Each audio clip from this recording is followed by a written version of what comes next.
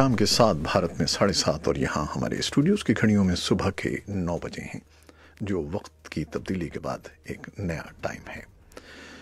और इसके साथ ही हम आज के इस शो का आगाज़ करते हैं। मैं हूँ आपका मेज़बान खालिद हमीद। जैसा कि आप देख रहे हैं, फेसबुक लाइव पर हम आपके सामने हैं और वेबसाइट और रेडियो पर ये हमारा 1 घंटे का न्यूज़ शो जारी रहेगा। तो आगाज़ करते हैं पहले आज की अहम खबरों की सुर्खियों से।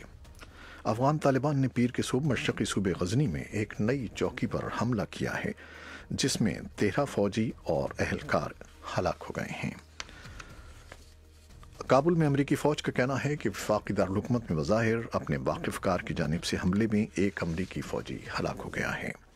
सोशल नेटवर्क ट्विटर ने पाकिस्तान के एक सख्तगीर आलिम खादिम हुसैन रिजवी के अकाउंट मुअत्तल कर दिए हैं, जिन्होंने पाकिस्तान के जजों, वज़ीर आज़म और फ़ौज को निशाना बनाने के लिए इश्तियाल अंगेज़ बयानात पोस्ट किए थे।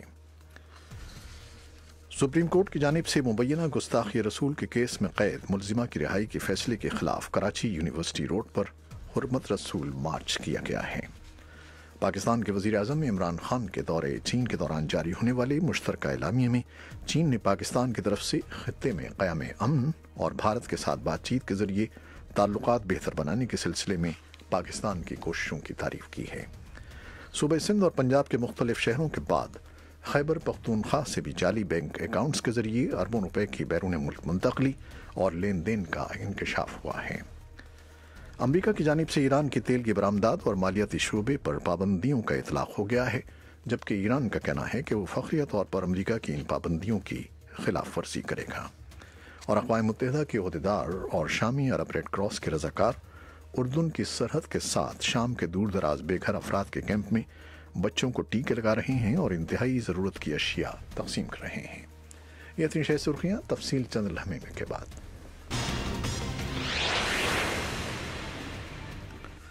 खबरें अब तफसील के साथ। अफ़गान तालिबान ने पीर के सूबे मशरक़ी सूबे गज़नी में एक नई चौकी पर हमला किया है, जो अफ़गान फ़ौज और पुलिस ने मुश्तरका तौर पर कायम की थी। एक अफ़गान ओहदेदार ने खबर देते हुए कहा कि कम अज़ कम 13 फ़ौजी और अहलकार इस हमले में हलाक हो गए हैं। हमले के मकाम खोगियानी ज़िले में फौरी तौर पर अफ़गान कुमक भेजी गई है, लेकिन रास्ते में उन पर छुप कर बार बार हमले किए गए और इतवार की रात देर गए तालिबान ने जुनूबी कंधार सूबे पर हमला किया, जिसमें कम अज़ कम 4 पुलिस अहलकार हलाक हो गए। गज़नी के सूबाई गवर्नर के तर्जुमान आरिफ नूरी ने बताया है कि 7 फ़ौजी और 6 पुलिस अहलकार पीर के रोज़ फ़ौजी चौकी पर हमले में हलाक हुए, जबकि 4 ज़ख्मी हुए। और काबुल में अमरीकी फ़ौज का कहना है कि वफाकी दारुल-हुकूमत में बज़ाहिर अपने वाकिफ़कार की जानिब से हमले में एक अमरीकी फ़ौजी हलाक हो गया है। रेजोल्यूट सपोर्ट की खातून तर्जमान sergeant first class Debra Richardson ने हफ्ते के रोज़ एक बयान में कहा है कि हमले में एक और अमरीकी फ़ौजी ज़ख्मी हुआ है। बयान में कहा गया है कि हमलावर अफ़गान सिक्योरिटी फोर्सेस का फ़र्द था और इब्तिदाई इत्तलात से पता चलता है कि दूसरे अफ़गान फ़ौजियों ने हमलावर को फौरी तौर पर फायर करके हलाक कर दिया। तर्जमान ने बताया कि तिब्बी इमदाद के लिए दोनों अमरीकी फ़ौजियों को बगराम एयरफील्ड पहुंचाया गया है, जहां एक फ़ौजी का इलाज जारी है और वो सेहतयाब हो रहा है। वाक़ई की तहक़ीक़ात जारी हैं। रिचर्डसन ने कहा है कि हलाक होने वाली फ़ौजी की शनाख्त तब तक ज़ाहिर नहीं की गई जब तक उनके लवाहिक़ीन को मुत्तला न किया जाए। सोशल नेटवर्क ट्विटर ने पाकिस्तान के एक सख्तगीर मौलवी के अकाउंट मुअत्तल कर दिए हैं, जिन्होंने पाकिस्तान के जजों, वज़ीर आज़म और फ़ौज को निशाना बनाने के लिए इश्तियाल अंगेज़ बयानात पोस्ट किए थे।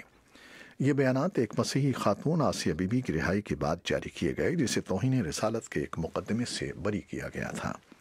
पाकिस्तान ने सोशल नेटवर्क सर्विस को मौलवी खादिम हुसैन रिजवी के अकाउंट मुअत्तल करने की अपील की थी। हुकूमत के 2 ओहदेदारों ने खबर रसां इदारे रॉयटर्स को बताया कि हमने ट्विटर को एक दरख्वास्त भेजी थी कि यह शख्स ट्विटर पर पैगामात में नफ़रत आमेज़ और तशद्दुद फैलाने वाले बयानात दे रहा है। खादिम हुसैन रिजवी की TLP पार्टी ने, जो इस्लामी अस्करियत पसंद ग्रुप है, इस मुअत्तली की मज़म्मत की है और इसे मुखालिफिन की साजिश करार दिया है।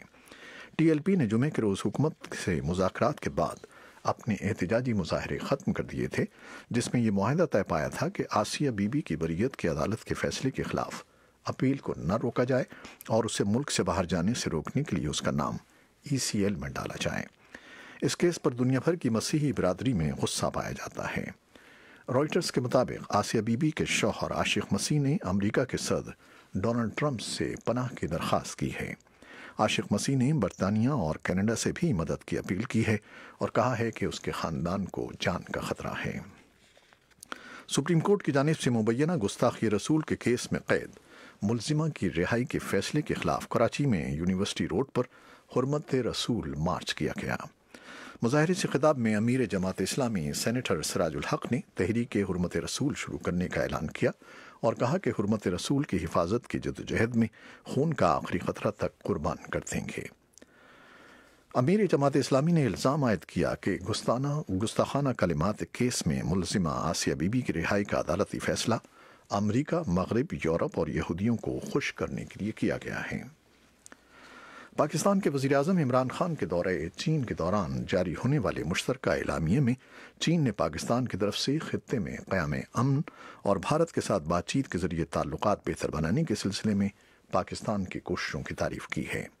اگرچہ اعلامیے میں براہ راست مسئلہ کشمیر کا ذکر نہیں کیا گیا، تاہم یہ کہا گیا ہے کہ جنوبی ایشیا کے دونوں ملکوں کے درمیان موجود تمام حل طلب تنازعات کی بات کرتے ہوئے ایک مستحکم جنوبی ایشیا کی ضرورت پر زور دیا گیا ہے۔ صوبے سندھ اور پنجاب کے مختلف شہروں کے بعد خیبر پختونخوا سے بھی جعلی بینک اکاؤنٹس کے ذریعے اربوں روپے کی بیرون ملک منتقلی اور لین دین کا انکشاف ہوا ہے۔ وفاقی تحقیقاتی ادارے خیبر پختونخوا سے وابستہ ایک عہدیدار کے مطابق اب تک تقریباً 30 جعلی اکاؤنٹس کے ذریعے 10 ارب کی لین دین کے شواہد ملے ہیں۔ صوبائی وزیر اطلاعات شوکت یوسف زئی نے بھی وائس آف امریکہ سے بات چیت میں جعلی بینک اکاؤنٹس کے ذریعے رقوم کی لین دین اور بیرون ملک منتقلی کی تصدیق کی ہے۔ امریکہ کی جانب سے ایران کی تیل کی برآمدات اور مالیاتی شعبے پر پابندیوں کا اطلاق ہو گیا ہے، جبکہ ایران کا کہنا ہے کہ وہ فخریہ طور پر امریکہ کی ان پابندیوں کی خلاف ورزی کرے گا۔ ایران اور بین الاقوامی ممالک کے ساتھ جوہری معاہدے سے امریکہ کے انخلاء کے بعد صدر ڈونلڈ ٹرمپ نے ایران پر اقتصادی پابندیاں عائد کی ہیں۔ امریکہ کے وزیر خارجہ مائک پومپیو اور وزیر خزانہ اسٹیون منوچن صبح کی پریس کانفرنس میں تعزیرات کی تفصیلات بیان کریں گے۔ ایران کی تیل کی برآمدات اور مالیاتی شعبے پر پابندیوں کا مقصد تہران پر اس کے جوہری اور میزائل پروگرام کو محدود کرنے اور مشرق وسطیٰ میں ایران کے بڑھتے ہوئے اثر و رسوخ کو محدود کرنا ہے۔ اقوام متحدہ کے عہدیدار اور شامی عرب ریڈ کراس کے رضاکار اردن کی سرحد کے ساتھ شام کے دور دراز بے گھر افراد کے کیمپ میں پہلی بار بچوں کو ٹیکے لگا رہے ہیں اور انتہائی ضرورت کی اشیاء تقسیم کر رہے ہیں۔ علاقے کے رہائشیوں نے بتایا ہے کہ بین الاقوامی تنظیم اتوار کے روز رکبان کیمپ میں پہلی بار داخل ہوئی ہے۔ یہ کیمپ 3 سال پہلے قائم ہوا تھا اور جہاں 50,000 افراد مقیم ہیں۔ یہ تھیں وہ خبریں جو فیس بک لائیو پر ہم نے آپ کے لیے پیش کیں۔ ویب سائٹ اور ریڈیو پر ابھی ہمارا یہ نیوز شو جاری ہے، ہمارے ساتھ رہیے گا۔ فیس بک لائیو سے اجازت لیتے ہیں، اللہ حافظ۔